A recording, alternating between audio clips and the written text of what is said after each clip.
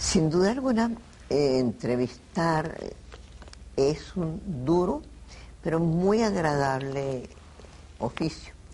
Tanto así que cuando una persona lo ejerce un poquito más de medio siglo, que llaman medio cupón, debe ser que dice, caramba, así le gustará. Bueno, así me gusta y así me gustará, pero no digo que es fácil, porque mira, tú sabes, tú debes estar acostumbrada. Me recuerdo que cuando Carlos y yo, durante 27 años, hicimos los programas, levantándonos como a 3:45, llegando al estudio, uno se maquillaba, bueno, Carlos no, pero yo me maquillaba, leíamos todos los periódicos para estar al día, y empezábamos el programa de 10 para las 6. Y la gente dice, pero ustedes se van acostumbrados. Nadie se acostumbra a algo que es casi contra la naturaleza. Pero sí se acostumbra. Lo que uno no se acostumbra es a entrevistar, porque uno se asusta cuando entrevista. Y cuando es alguien que es bien importante, y yo trato que todo lo que venga aquí, a mi canal 51, y para ustedes, un público muy fiel desde hace muchos años, sea lo óptimo, si es la misma, digamos, es el mismo metraje que yo tengo, el mismo metro que yo tengo para el museo, para las cosas que trato de hacer. Si no es que lo hago, pero es la meta, la excelencia. Por eso el invitado de hoy, no se lo digo, pero es de esa calidad. Pero sí quiero hablarles de que en mis manos está una revista que edita la CanTV. Y yo empecé a hacer programas de televisión por la CanTV, con programas que se llamaba Aló Aló. Y no era por casualidad, sino que era comunicacional, como lo es el museo. Me dijeron que cómo iba a dirigir el museo. Y dije, bueno, como lo único que sé hacer, yo soy reportera y lo único que sé hacer es ser reportera, y entonces comunicarme con los demás a través del museo. Pero esta vez, esta revista tiene algo muy especial. Si ustedes lo ven, y además los que navegan y los que saben buscar en el internet, encontrarán todos los días en las siglas que corresponden a la CanTV un gran dibujo de Zapata. Y no les digo más, sino en suspenso, porque ese gran dibujo de Zapata y esa gran idea de la CanTV tiene una continuidad, porque es un gran servicio el que rinde la CanTV a través de la comunicación, pero aún más cuando está unido a la cultura, como está unido a la cultura en muy diversas fases, nuestro invitado Guillermo Morón. Y cuando yo decía que uno se asusta cuando entrevista, pero también, yo no sé tú, pues estás demasiado acostumbrado, pero yo me asusto también cuando me entrevistan, yo no sé si aún. Yo me asusto cuando voy a dar una conferencia. ¿Todavía? Y eso que yo he dado clases toda la vida, imagínate tú, yo cumplí 71 años el 8 de febrero, y yo doy una conferencia, como lo hago todos los fines de semana, en un liceo, en una escuela básica, en una universidad, y se me enfría el estómago y me sudan las manos. Eso es una cosa normal. A mí me decía Daniel Fría, que es el director Carlos mío y mío de siempre, me decía que el día que se me quite ese susto será malo. Sí, claro, no, pero ahora es que no se le quita pero el yo susto. supongo que hay gente que no, que el hecho de dar clases todos los días de eso. Pero es que además tú has hecho televisión, eres académico, y no sé cuántos años fuiste de presidente o director. Bueno, estuve durante 38 años al servicio de la academia. Desde el 3 de agosto de 1958 hasta el 3 de agosto del año pasado, yo fui director de publicaciones. Y durante 9 años, hasta el 17 de mayo de 1996, durante 9 años, fui director de la institución. Pero le serví a la institución durante 38 años. Bueno, pero eso no te marca a ti y te deja, si lo dejaste, porque no es que te dejaron, si tú lo dejaste, es por una decisión, pero no te deja así como un vacío inmenso de ir, de estar allí, de cuidar también las publicaciones de los demás. Todas esas cosas no te... Por supuesto, sí. Imagínate tú, durante ese tiempo yo no solamente reordené, conjuntamente, por supuesto, con todos los demás individuos de número, y especialmente con los directores anteriores, donde estaba el doctor Cristóbal L. Mendoza, que fue director durante 20 años, uno de los hombres más extraordinarios que yo he conocido en Venezuela y en términos generales en América Latina. Claro, 38 años de servicio, publiqué 1.200 títulos, se organizó la academia desde el punto de vista científico, desde el punto de vista administrativo. Esa fue mi casa de la cultura durante 38 años. Entonces, retirarse de un sitio tan entrañable, pues claro está que le produce a uno, en primer lugar, mucha tristeza. Pero yo lo hice adrede porque cuando cumplí 70 años, pues decidí ya retirarme y dedicarme exclusivamente a lo que estoy dedicado ahora, que es a leer y a escribir y a andar por allí, por el país, dándole conferencias especialmente a la escuela básica. Y entonces que yo parto de que la crisis actual y todas las crisis anteriores existen en Venezuela con tanta rudeza como esta, ¿verdad?, que está golpeando tan duramente el estómago del pueblo, es por la falta de educación, porque no se ha educado al pueblo desde el punto de vista de la educación básica. Pero, Guillermo, cuando alguien quiere decir que alguien está acartonado, que alguien está como ya muy estabilizado en lo que hace, que su mente pues está muy planificada y como si no hubiera aperturas más a ideas nuevas, fulano tal es académico. Sí, es verdad, pero es un mal decir. Es un mal decir porque si en las academias hay gente inteligente, y normalmente lo hay, gente que viene de las universidades, que son científicos en una u otra rama, siempre están pensando, tienen un proyecto personal en la mano. Ese proyecto personal a veces se convierte en un proyecto general para una institución. El que se acartona es porque quiere. Y sobre todo cuando se abandona, por supuesto, a una institución a su suerte, si le toca una mala junta directiva o si hay un grupo de gente que no tienen interés en ello, por supuesto, entonces esa razón tiene una justificación. Pero también hay una razón, es que se llega a la academia, no solo en Venezuela, sino en muchos países, a cierta edad en la cual la gente dice, cónchale, merece ser académico. Eso tiene siempre dos lados, pero los que lo dicen con sorneo, los que lo dicen, digamos, por el conocimiento, por el estatus, pero generalmente llega gente con cierta edad. Y hay otra cosa muy importante, Guillermo, que esa gente que habla contra las academias, en cuanto se le asoma la más mínima posibilidad de ser académico, así es. Se vuelven como locos. Tengo 38 años de experiencia en así eso. Cuéntanos un poco. Tengo 38 años de experiencia. Yo llegué a la Academia Nacional de la Historia a los 32 años. ¿Fuiste el académico más joven quizás? Fui el más joven porque el récord lo tenía Caraxiolo Parraleón, que había entrado de 35 años. Bueno, yo entré a trabajar a los 32 y a los 33 pues ya fui individuo de número. Y por supuesto que ¿Cómo fue eso? ¿Cómo lo lograste? Pues dando muchos empujones. No, yo estaba muy bien en mi Universidad de Hamburgo, donde ya era asistente al profesor titular de románicas en esa universidad.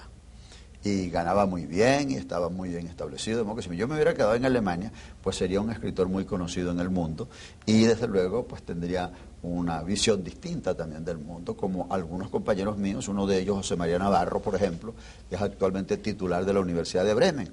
Pero no, a mí el doctor Cristóbal L. Mendoza me escribió diciéndome que regresara a Venezuela. Yo no estaba expulsado, yo estaba estudiando primero y trabajando. ¿Qué año era eso? Fue en 1958, porque yo me fui en 1950 para Europa y en 1958, estando ya de asistente al profesor titular de románicas en la Universidad de Hamburgo, el doctor Cristóbal L. Mendoza me llamó para que me encargara de las investigaciones y de las publicaciones de la Academia Nacional de Historia. E inmediatamente, pues bueno, me vine, me quedé, intenté conseguir trabajo en las universidades, no me los dieron. Me quise regresar. Pero si eras tan lumbrera y en Alemania, ¿cómo no te iban a dar un puesto en la Universidad Venezolana? Ni en la universidad ni en los liceos. Porque eso era una época muy dura, 1958 era una época algo extraño de tener. ¿Eras antiperejimenista o perejimenista o...? Por ahí no era antiperejimenista, pero tampoco era perijimenista. Lo que no era DECO. Y en ese momento Acción Democrática. ¿Y ahora sí lo eres? No, tampoco. Nunca lo he sido ni lo voy a hacer, ¿no? Pero ahora durante todo este tiempo. Nunca la historia puede decir nunca. Bueno, yo si sí. el país necesitara eso. En este caso, ya estoy muy viejo para eso. Ya estoy muy viejo para ser ADECO ni para ser copellano. Pero los he ido conociendo, ellos me han ido conociendo a mí, y por supuesto que los grupos inteligentes de todos los partidos han cambiado muy radicalmente en relación conmigo. No, yo creo que era porque era joven y porque venía con 4 libros publicados.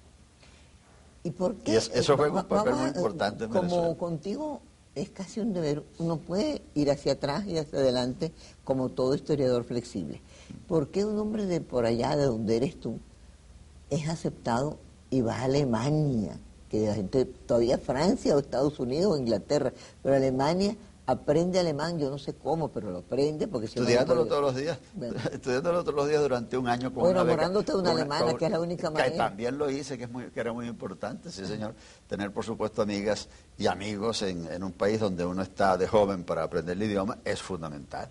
Yo pasé 6 meses en un pequeño pueblo cerca de Múnich que se llamaba Bad Aibling, becado por la Fundación Humboldt, la alemana, por la internacional. Una maravilla fundación. Es una cosa extraordinaria. Bueno, se ha becado montones de gente en el mundo entero. Hay varios venezolanos.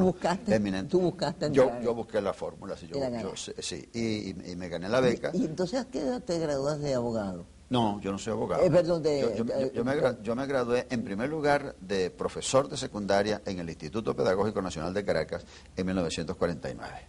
Me fui a trabajar a Barquisimeto durante un año. Me fui para España, que me mandó mi mamá. Mi mamá, te voy a contar esta anécdota, ¿no? Mi mamá era maestra de escuela y escritora y una mujer inteligente. Y entonces, un día, cuando el terremoto del Tocuyo, el 3 de agosto de 1950, yo era secretario privado del doctor Carlos Felice Cardó, que además de ser un gran señor y un gran hombre, fue un hombre intachable desde el punto de vista público y desde el punto de vista privado, que era como mi protector. Pero hubo el terremoto el 3 de agosto de 1958 y la ciudad del Tocuyo no lo tumbó el terremoto, sino pero que... es del Tocuyo, ¿no? No, yo soy de Carora, de Algarve. Carora, acá es verdad, Carora. Entonces, mi mamá... Una cosa pendiente, pues hablamos. Bueno, cuando mi mamá vio que la situación se iba a descomponer en el país, me dijo, yo quiero que tú te vayas, tú todavía no eres doctor, vete a estudiar a España. Bueno, yo había reunido... Yo era profesor en el Liceo Alvarado, había sido profesor en el Liceo Santa María de Caracas y yo siempre he sido, de acuerdo con los consejos de mi mamá, un hombre ahorrativo, porque el que vive con 100 bolívares vive con 90 y el que vive con 1000 vive con 900. Entonces yo había logrado reunir... El que vive con 1000 espero un día pueda vivir con 5000. No hoy día. En este tiempo no, ¿verdad? Pero en ese tiempo sí se podía. En ese tiempo sí se podía. Entonces yo tenía ahorrados $3000, de modo que yo me fui a España. Imagínate, era rico. Era rico. Y con esos $3000 viví yo en España durante 2 años. Entonces yo me gradué en España, ya de doctor en historia, en el campo de la filosofía y de las letras, y de ahí me fui a Inglaterra, donde estudié un año, y luego me fui a Alemania, donde estudié el resto, estudié latín y griego, y allí ya conseguí empleo en la universidad. De modo que yo duré 8 años en Europa. Me vine llamado por el doctor Cristóbal L. Mendoza para la Academia Nacional. ¿A quien tú no conocías? A quien yo no conocía sino de nombre. Pero ¿Y por qué él te conocía a ti? ¿Tú le mandabas tus trabajos? Sí, por supuesto. Y yo le mandaba los trabajos a la academia. Y además estaba allí, trabajando con el doctor Mendoza, el doctor Carlos Felice Cardó. Que era ese protector tuyo. Que era mi protector, que era el amigo mío, ¿verdad? Que siempre lo fue desde mi infancia y en mi juventud. ¿José Ruño no? Él era tucuyano y yo es lo mismo, sí. La tierra, éramos de la tierra larense, ¿verdad? Sí. Y él me quería muchísimo a mí, y por supuesto yo lo quise a él toda la vida y todavía lo quiero, porque eso fue uno de los grandes señores. Entonces, él le habló al doctor Mendoza de mis trabajos y de los libros que yo había publicado y que estaba estudiando en la Universidad de Hamburgo.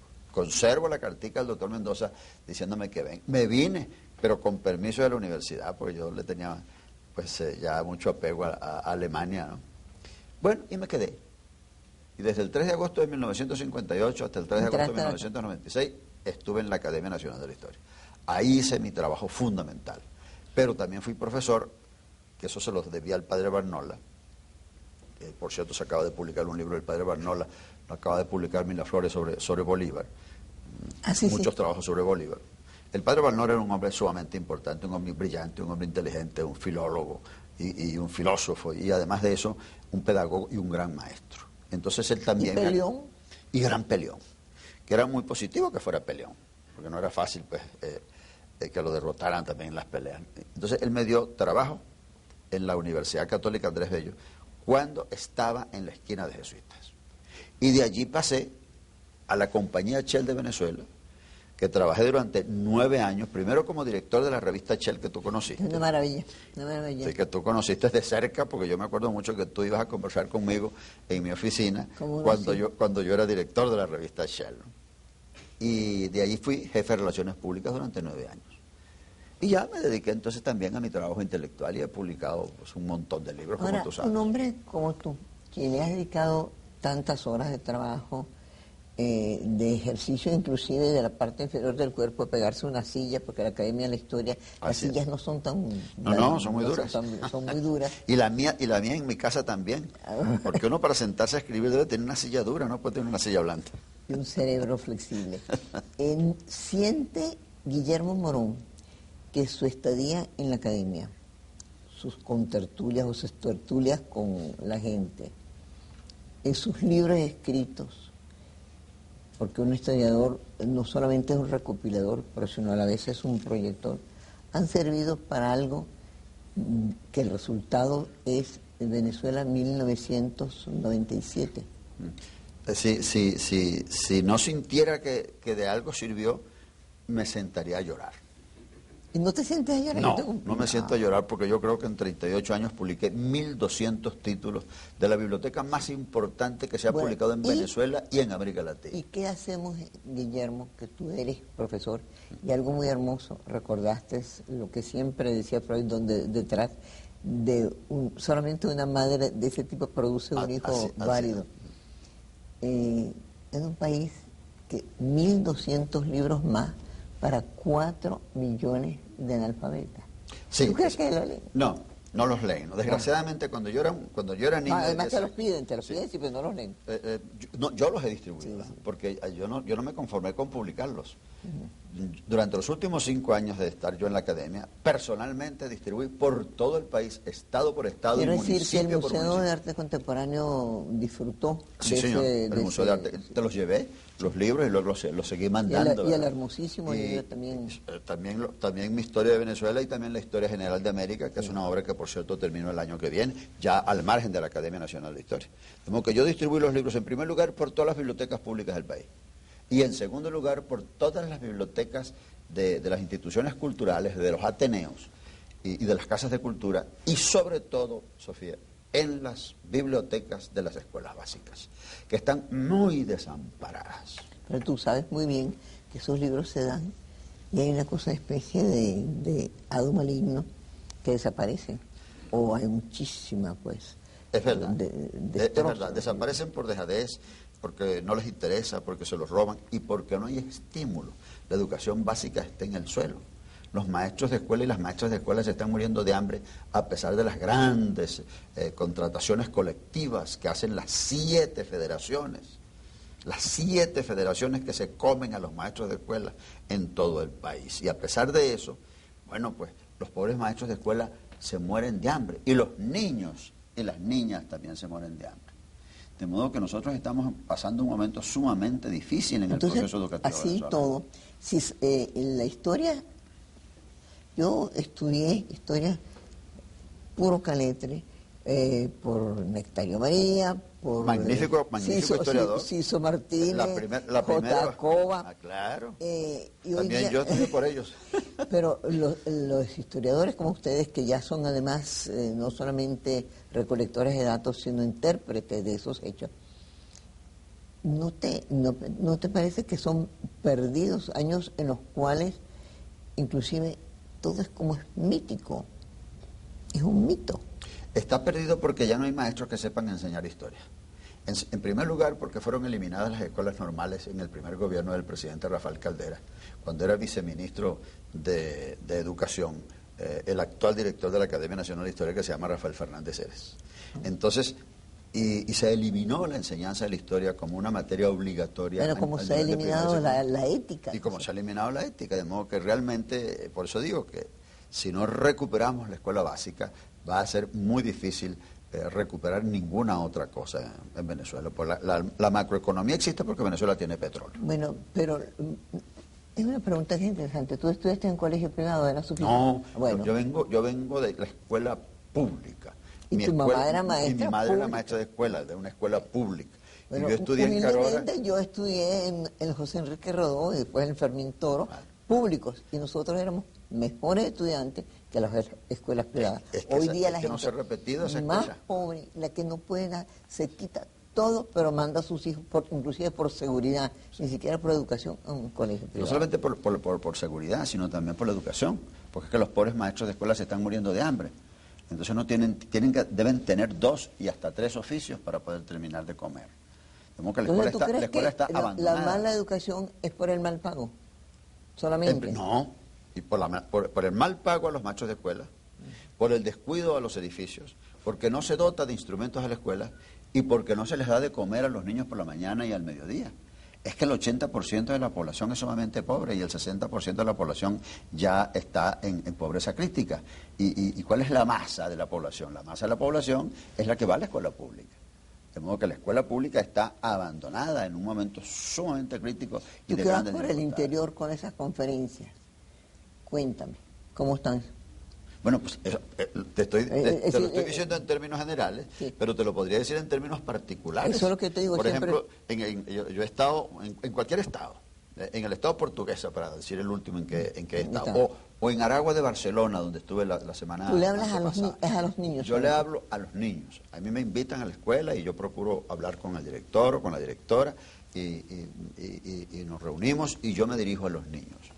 Y les hablo con la mayor sencillez, o les leo un poema, o les leo un trozo de uno de mis libros, en este caso, por ejemplo, este año he estado leyendo trozos de los libros de Andrés Eloy Blanco, porque tiene por el centenario, pero también he estado leyendo trozos de Mario Briceño Iragorri, porque es el centenario, y he estado leyendo trozos de mi maestro Augusto Mijares, porque es el centenario.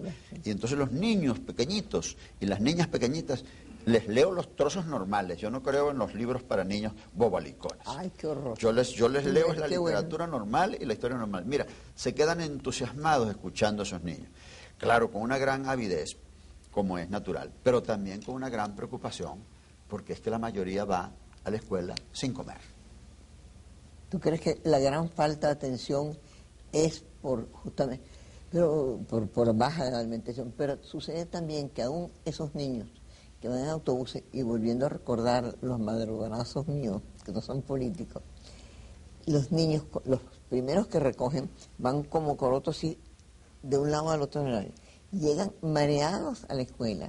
Y hace mucho tiempo que desayunaron, porque los que viven esos son los que van en autobús, en las grandes ciudades. Y aún esos. Pero la gran mayoría de los niños van con agua de papelón barrios, cuando había papelón.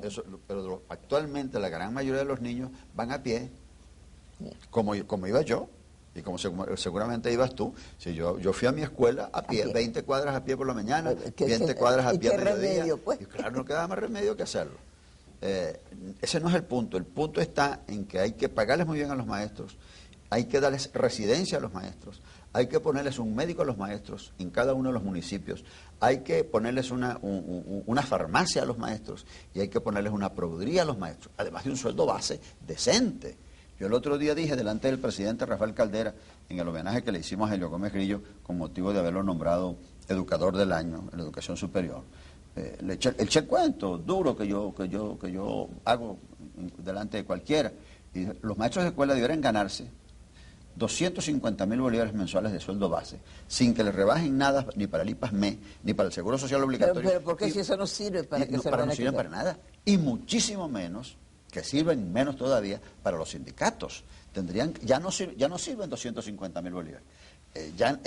Esto fue hace 4 o 5 meses. Ahorita un maestro de escuela tendría que ganarse 400.000 bolívares para poder subsistir con cierto decoro y con cierta decencia en cualquier parte del país. Eso es lo primero que hay que hacer.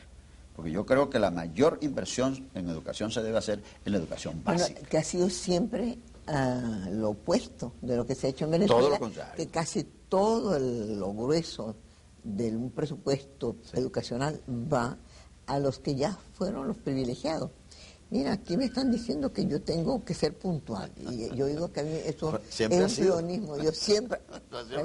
Se ve que eres un hombre de televisión. Sabes que soy puntual. Es que es imposible ser impuntual en televisión. Es imposible ser impuntual en clase. Es imposible ser impuntual en el amor.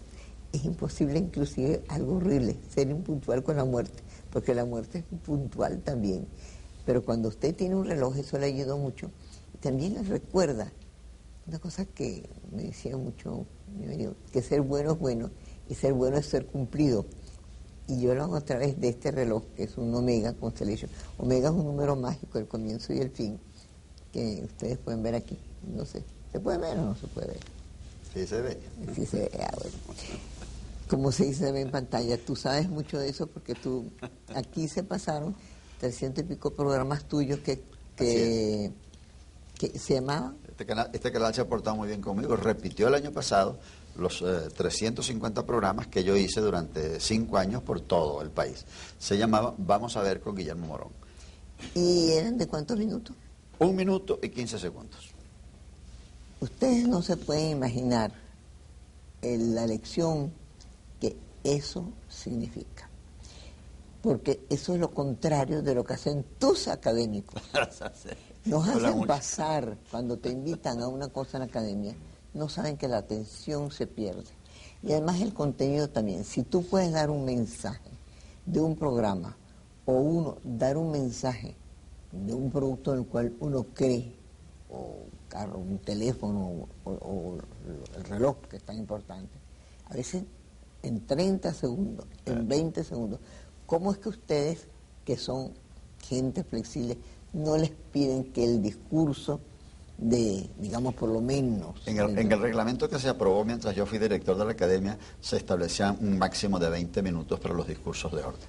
Porque un discurso que dure más de 20 minutos es insoportable. No se aguanta. Y si es político, peor. Pero mira, en las presentaciones de libros... Sí. No puede ser. Sí. Habla el que hace el prefacio, sí. Habla el editor del libro, sí. Habla algún crítico importante, habla el autor. Y después es el desastre, porque uno no ha oído nada. Así es. Uno se desespera y la gente empieza... Es una cosa terrible, sí. Cuéntame cómo es de difícil, qué conceptos básicos, porque eso sí, ahí sí entra yo, porque 1 minuto y 15 segundos, ¿qué lograbas decir tú? Bueno, pues... Por ejemplo, di uno y yo te tomo el tiempo. Bueno, pues, por ejemplo, si yo hablaba...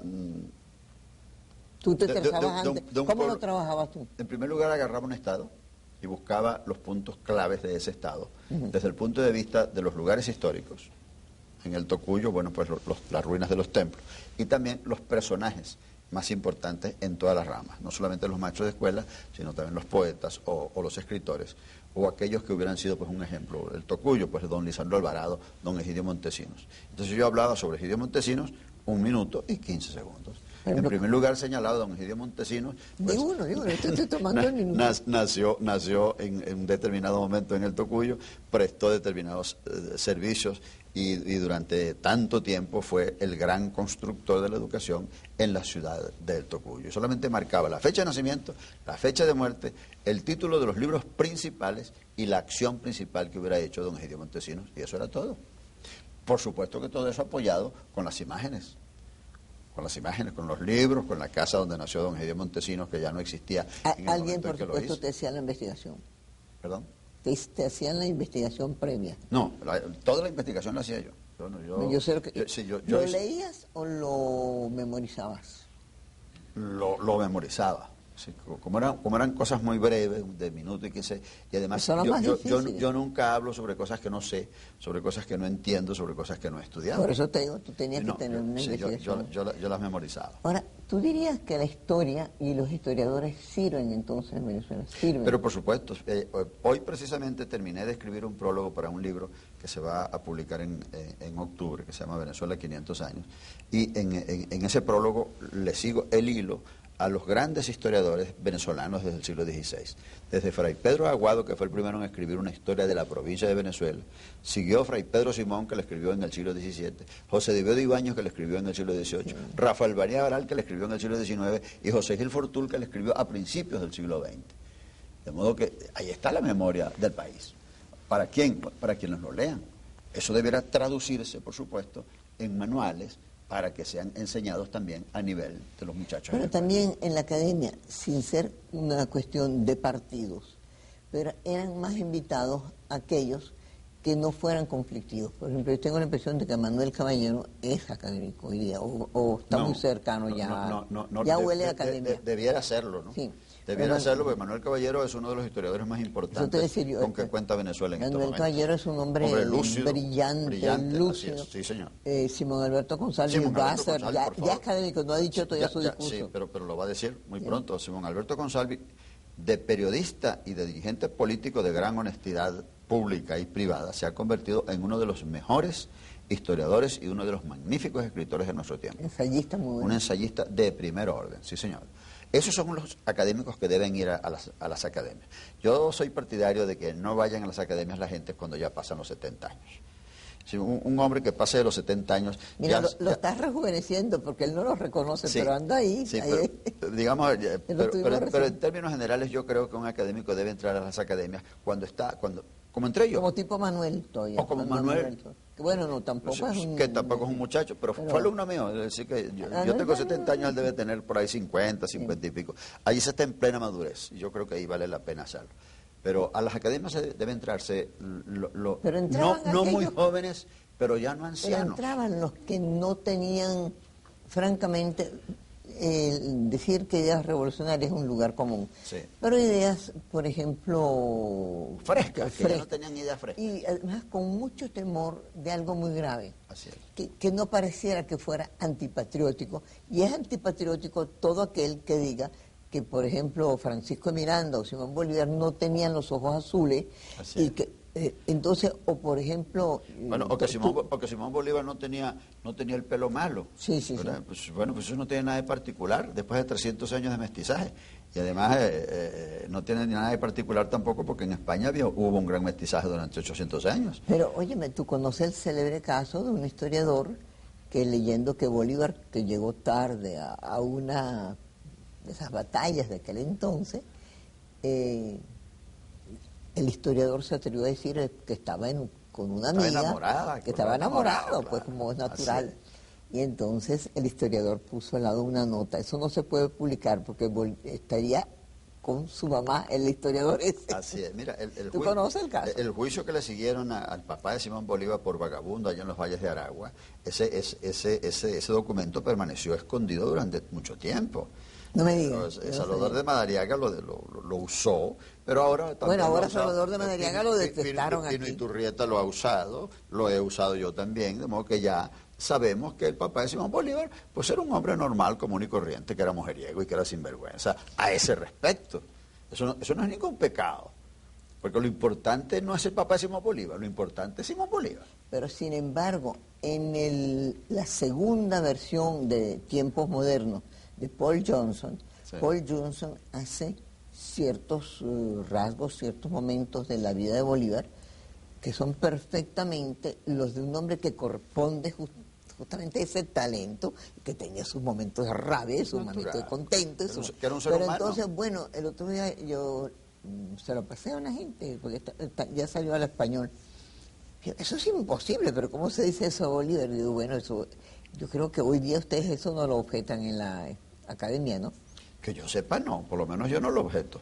Y tampoco, porque yo creo que Simón Bolívar no importa que lo ataquen o que digan cualquier cosa. Salvador de Madariaga fue execrado, por ejemplo. Fue execrado, lo detestaban, fue execrado por la Sociedad Bolivariana y por la propia Academia Nacional de la Historia. Sin embargo, yo creo que el libro de Salvador de Madariaga sobre Simón Bolívar es uno de los mejores que se han escrito en el mundo sobre Simón Bolívar. Además del de Masur, que es el alemán, y además del de don Augusto Mijares, que es el venezolano. O el de Líbano Aguirre, que es el colombiano, para decirte 4 grandes biografías de Simón Bolívar. Fíjate una cosa, que en el sentido ese de decir eso tan abiertamente, es la única manera de que podamos entender que los hombres son hombres y que los historiadores no pueden obviar ni ocultar.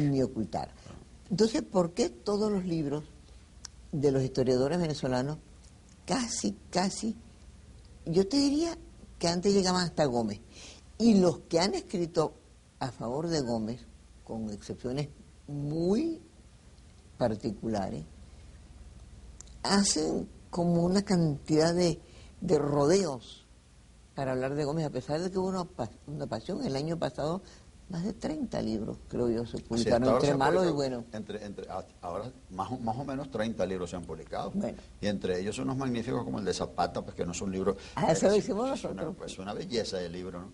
O el de Manuel Caballero, que de quien estábamos hablando Que salió antes, más o menos en el mismo y el momento. de Ramón J. Velázquez y el de Rangel, que fueron los que comenzaron a hablar sobre Gómez ya con desenfado y tratando pues de buscar la documentación y cuáles son los lados positivos y cuáles son los lados negativos. Ahora, ¿por qué tú crees que... Sobre Gómez hice yo 7 programas. Fíjate, qué bueno tenerte una vez un ratico aquí, espero que se repita.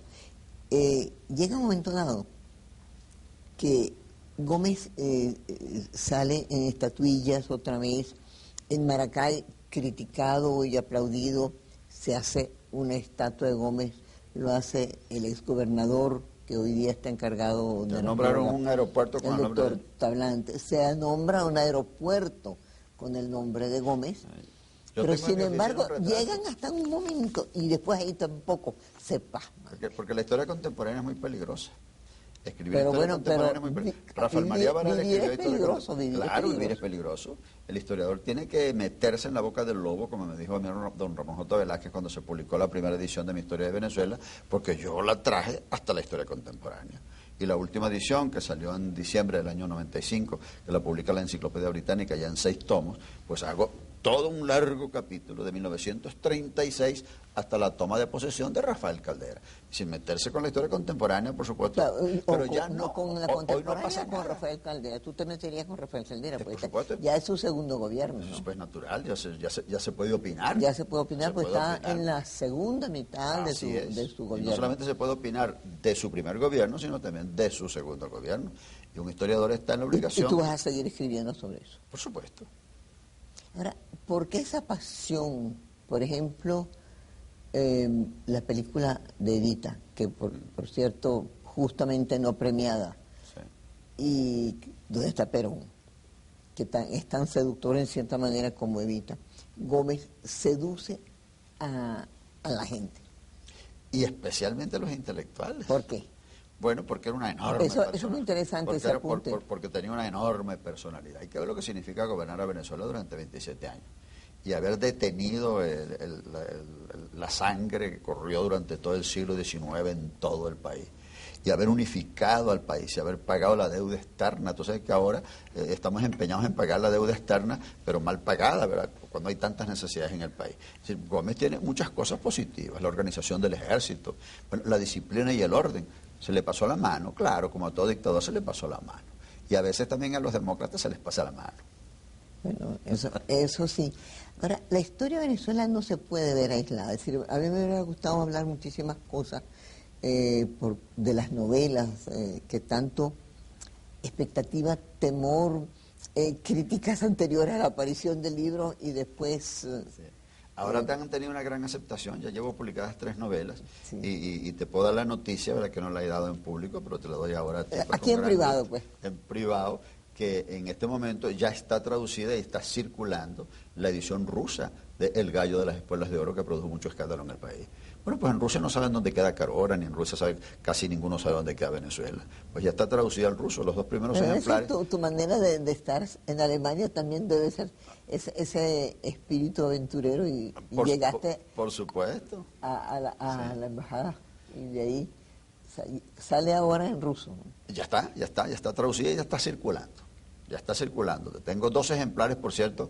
La traductora me mandó 2 ejemplares a través de la Embajada de Venezuela en París. Pero como Viasa no está funcionando, entonces no funciona la valija diplomática. Bueno, pero eso nunca había funcionado mucho. Nunca ha funcionado. Ni cuando Viasa funcionaba. Pero lo que sí no funciona jamás son, salvo excepciones, son las embajadas. Ya le he pedido a la traductora que me haga el favor de mandarme esos 2 ejemplares por correo común y corriente. Ese no llega nunca, ese cierra que no llega nunca. Eso tiene que ser por esas líneas que como no me dicen cuál es, si no me pagan no le digo cuáles son. Me tienen que decir qué debo decir de ellas, la verdad es que funcionan. Está bien, a veces no suceden, pero no se puede estudiar la historia de un país. Yo no te digo publicar o ser especializado en esa historia sin ver lo que sucede en el mundo. Es decir, se puede ser un historiador venezolano Imposible. sin tener por lo menos una visión, un Weltanschauung. No, imposible. Es imposible. Es decir, quien pretende escribir la historia de Venezuela sin saber lo que es Hispanoamérica y América Latina, sin saber lo que es el continente, sin saber lo que es los Estados Unidos, sin saber lo que era Grecia y Roma, o sin saber lo que ha sido Europa, o sin saber lo que han sido las culturas indígenas venezolanas. Pero muchos de los historiadores venezolanos, con tu perdón, saben más o menos un poquito de que antes cuando éramos 20 estados, un distrito federal así es. y los territorios. Eso es mi hijo Tabacoba. No sé cómo es ahora con las alcaldías y las cosas. Entonces, Bueno, eso es terrible, porque ahora en cada rincón del país quieren hacer un municipio. Hay un proceso de atomización político-administrativa con el disparate de haber destruido los distritos, estados, distritos y municipios. Ahora todos quieren ser municipios. Eso es imposible, que en cada rincón de cada ciudad se quiera hacer un municipio. Eso tiene un objetivo puramente político, que haya un alcalde, que haya unos concejales y que haya, en consecuencia, pues un predominio político de un determinado partido y de unos determinados sectores. Eso es gravísimo también desde el punto de vista político-administrativo, la atomización del país. pero ahora hablamos de la novela, de la historia a la novela. Hay una cosa que se llama la historia novelada y una cosa que se llama la novela histórica. ¿Cuál es el borderline, la cosa que las Yo divide? creo que es la misma cosa. La historia novelada o la novela histórica es la misma cosa. Pero se dice que arriesga menos un historiador que no le dé miedo escribir una historia novelada, porque es muy difícil que, por ejemplo, tú digas es verdad o no es verdad que la madre de Napoleón, al saber que Napoleón le iba tan bien, dijo "Pour Sadur", y nosotros lo seguimos repitiendo como un hecho, o lo de Galileo, o esa frase célebre, o el negro primero que vino y dijo "vengo a morir a sus pies". Es decir, en cambio, si tú dices que eso es, digamos, ya hay historia. En la novela se puede decir cualquier cosa. Por ejemplo, en la penúltima novela de Francisco Herrera Luque, a propósito de la muerte del tiro que le pegaron en 1860 o 61 a Zamora, uno de los personajes dice, no, si ya sabemos quién le pegó el tiro a Zamora, ese fue Guillermo Morón. Lo que quería decir Herrera Luque es que yo no estoy de acuerdo con la Revolución Federal. Porque para mí la Revolución Federal fue una de las cosas peores que le ocurrió al país en el siglo pasado. Sin embargo, muchísimo. Ahora, eso en la novela se puede decir. Sí. Donde no se puede decir es en una historia. Esa es la diferencia que hay entre el que hace la historia, que debe sujetar la imaginación, y en cambio el novelista, el narrador, bueno, pues no importa. Pero mira, por cierto, puede sacar a Bolívar y ponerlo a vivir en el siglo XXI si quiere. Pero no, lo que no se puede es ni siquiera pintar mal a Bolívar. Un pintor italiano se atrevió a pintar a Bolívar como él quiso, y menos mal que estaba el Atlántico. De por medio. Tuvimos una gran charla en el CELAR, dirigido por Pino Turrieta, donde, bueno, iban ya linchando por distancia, por internet, por lo menos. En lo que sí no creo yo que deba haber una excesiva libertad es en la interpretación todavía pues en nuestros países como Venezuela, donde no hemos tenido un asentamiento total a pesar de los 500 años que tenemos, de lo que llamamos los símbolos patrios. Es decir, yo no creo que el himno nacional lo deba cantar Ian Lanchester como lo canta. El himno nacional se tiene que cantar. Los americanos y los franceses hacen eso y los otros siguen cantándolo como quieren. Pero los americanos y los franceses tienen una civilización y nosotros todavía no la tenemos. Nosotros todavía estamos. Pero porque no podemos hay que comenzar por un lado. No conozco. Creo que hay que comenzar por enseñar a leer y a escribir correctamente en la escuela. Bueno, eso sí. Hay que tener primero una educación básica y después de eso podemos hacer lo que queramos.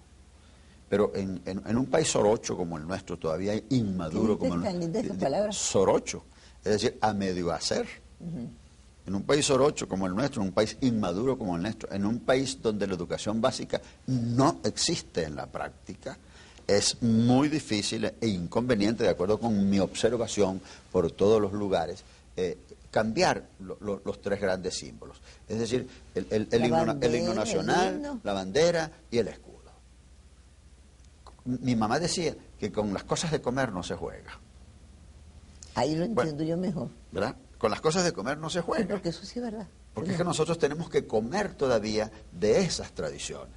Y desgraciadamente, bueno, los niños todavía no conocen bien el himno. Aunque yo acabo de estar en una escuela en Aragua de Barcelona, Y para mi asombro, el director cantó el himno nacional con los 600 niños y niñas que estaban allí, y también yo lo canté. La forma tradicional, común y corriente, de lo más emocionante. Pero bueno, no es que eso sea muy grave. Solamente digo que esos tres símbolos no debieran ser de momento cambiados. ¿Esas conferencias te las pagas tú mismo? Ah, sí, por supuesto, yo ando por... A veces llego a la casa de un amigo, a veces llego a la casa de un director, porque todavía existe en Venezuela la generosidad y la hospitalidad. Por ejemplo, allá en Aragüey, Barcelona, yo llegué a la casa... ¿Y has ido por todas partes ya? Por todas partes del país. Y eso sin hacer campaña, por nada. No, por favor. La campaña mía es la educación. Pero la verdad es que el que te oye dice, caramba, cónchale, usted le está serruchando el puesto a Cárdenas. Y hay tanta gente que quisiera que él se fuera. Es muy posible, pero no me lo han dicho hasta ahora nadie. Pero claro, yo siempre aclaro que no ando haciendo política, que yo no quiero ser alcalde, que yo no quiero ser ministro, que yo no quiero ser diputado. Porque ha sido todo eso en el fondo. Y que yo no quiero ser senador, que yo quiero ser lo que soy. ¿Qué es lo que quiere el negro? Así es. En este caso, el que quiere... Ser maestro de escuela y escritor, eso es todo. La maestra de escuela no eres nato y escritor también, entonces de manera que... Y no ya no le pides nada a la vida, nada. Sí, cómo no. Claro, que me permite escribir todavía un par de libros, porque fíjate, por ejemplo, yo te traje ya tiene uno que... Yo te traje ahí fíjate cómo sabe el momento de enseñarlo. Te traje uno que me interesa muchísimo porque no lo compuse yo. Claro, todo lo que está allí es mío. Pero ese es Efraín Subero. Es como lo llama así, Ideario de Guillermo Morón. Son 750 fragmentos en 50 años de trabajos míos. ¿Solo histórico? No, de todo. De las novelas, de los cuentos, de las conferencias, de los artículos publicados. Efraín Subero pues es uno de los hombres más inteligentes del país. Claro, sí escribió sobre ti. Y uno de los profundos conocedores de la historia de la literatura en Venezuela. Sí, es verdad. Y él ha hecho 2 idearios. El ideario del maestro Luis Beltrán Prieto de Figueroa y ese mío, que me lo regaló con motivo de los 70 años. Y que si Dios quiere, pues lo publicarán las universidades más importantes del país. ¿Y si Dios no quiere? Y si Dios no quiere, pues no se publica, porque yo creo que si Dios se le atraviesa a uno, no hay nada que hacer. Entonces, aunque nadie se muere, a propósito de la muerte, nadie se muere la víspera ni al día siguiente, como dice el doctor Héctor Frías Calderón, que es un amigo y compañero mío y que es un filósofo natural. Nadie se muere la víspera ni al día siguiente. Y eso sí es verdad, que yo me imagino que ya Dios lo estableció, ¿no? Bueno. Y nosotros establecimos de dar las gracias por los buenos programas. Mil gracias, Guillermo. Gracias a ti. Estoy muy contento de estar aquí.